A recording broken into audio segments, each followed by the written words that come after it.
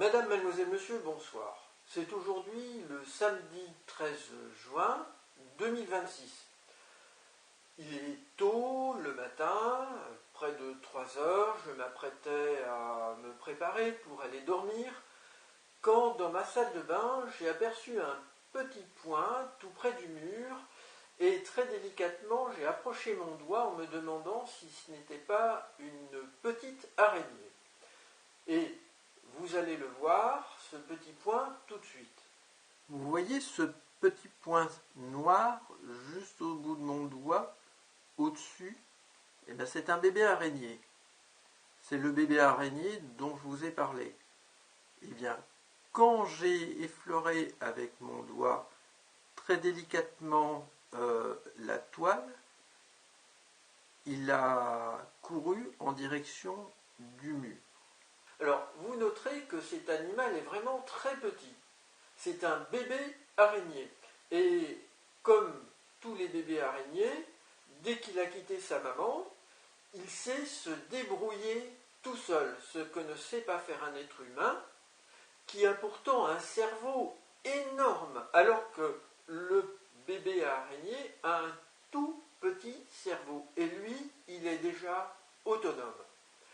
Alors, qu'est-ce qu'il a su faire que nous voyons ici dans cette image et selon mon témoignage? Il a su s'installer là, il a su construire sa toile et il a su avoir le réflexe de se placer contre le mur pour se protéger.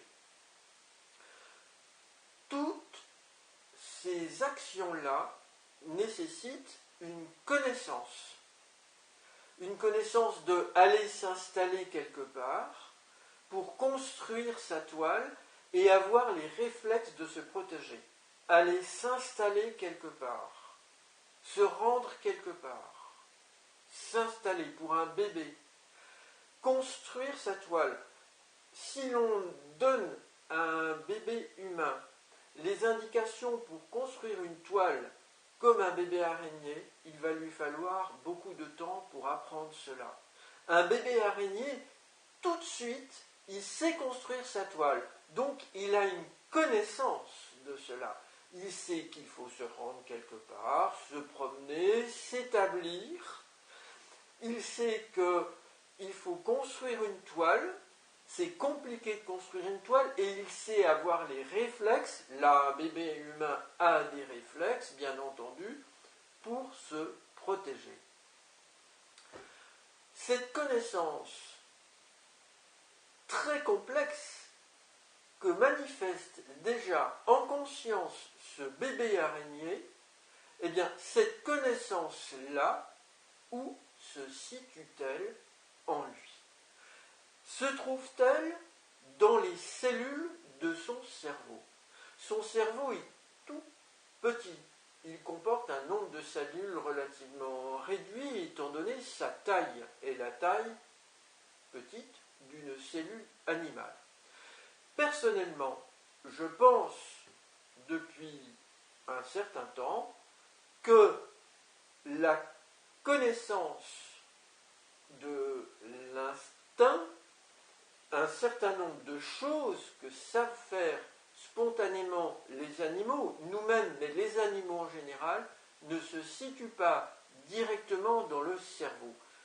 Je présume que ces connaissances se situent dans une sorte de boîte, on va dire, qui est biophysiquement reliée au cerveau dès la conception de l'animal et qui va l'accompagner toute sa vie et qui va lui apporter des informations dont il a besoin.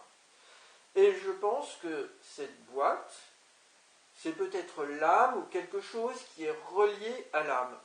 Je vais dire, grosso modo, c'est l'âme. Alors, ici, je voudrais citer un ouvrage écrit par Jean-Pierre Petit et Jean-Claude Bourret qui a le mérite de postuler et théoriser sur l'existence de l'âme au plan scientifique. C'est le Métaphysicon. Personnellement, je ne dis pas que j'adhère à la théorie de Jean-Pierre Petit, mais ce livre est très intéressant et il nous apprend également d'autres choses sur la théorie des égrégores humains. Et je pense que c'est cette science-là que nous n'avons pas développée, que les extraterrestres intrus, dont il va être de plus en plus question publiquement, c'est cette science-là que les extraterrestres intrus ont particulièrement développée. Pouvez-vous imaginer une science comme celle-ci, développée depuis plusieurs milliers d'années, voire plusieurs dizaines de milliers d'années, avec des technologies que je ne soutiens pas d'un point de vue éthique, mais des technologies qu'ils ont pu inventer et qui expliquent sans doute des choses que nous voyons ici sur Terre ou dans l'espace, des technologies qui peuvent faire usage d'une connaissance approfondie de la psyché de l'univers. Donc cette petite araignée, selon moi, nous informe, à vous de voir, de l'existence de quelque chose d'invisible, relié au plan matériel, qui fait partie d'une dimension psychique de l'univers et qui est chargé d'informations indispensables pour le comportement animal. Madame, mademoiselle, monsieur, je vous remercie pour votre attention et je vous invite à avoir l'œil vif et l'esprit attentif au monde qui nous entoure.